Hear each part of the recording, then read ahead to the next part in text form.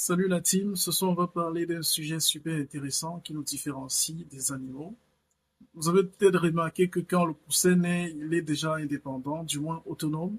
Il court, il picole, et pareil pour les autres espèces, les chevreaux, les chatons, ils s'élèvent, ils peuvent déjà suivre leur mère avec assez d'indépendance. Mais avec nous les humains, c'est toute une autre histoire. Et je me demandais ce soir en me reposant, mais pourquoi est-ce que nous on est lent, on est faible, on est tout mou pendant que toutes les autres espèces ont assez d'autonomie pour pouvoir survivre déjà dans leur environnement.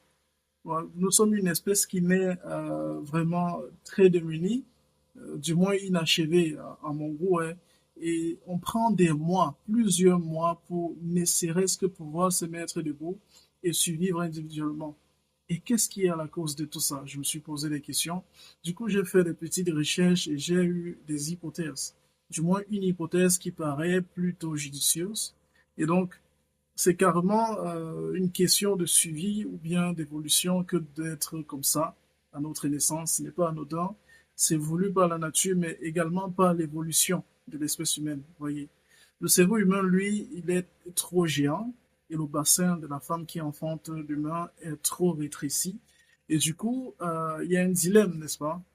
On ne va pas espérer que notre cerveau à la taille des pastèques puisse passer par un trou à la taille de l'orange. Et donc, la nature a fait de sorte qu'avec l'évolution humaine, parce que l'humain est né quadrupède, mais avec le temps a appris à marcher sur des pieds justes. Et ce faisant, cela rétrécit son bassin.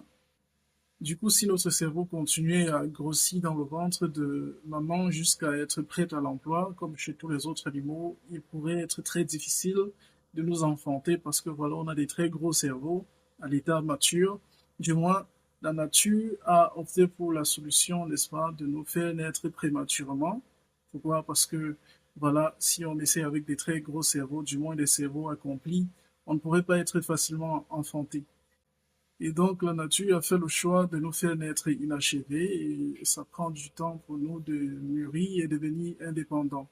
Mais cela, c'est aussi génial en ce que, en cette période où on est tout petit, ça nous permet d'apprendre énormément de la nature. Donc, contrairement à d'autres animaux qui naissent déjà indépendants, parce que vous imaginez une chèvre qui naît indépendante et commence à sautiller, d'être au bout de 2 semaines, si sa maman disparaît, elle pourra quand même survivre. Mais elle survivra sans recevoir une éducation. Ça veut dire qu'il y a des codes de société qu'elle ne pourra pas acquérir. Notre cerveau, nous, qui naît rétréci et inachevé, se forme et se complète avec l'apprentissage. Notre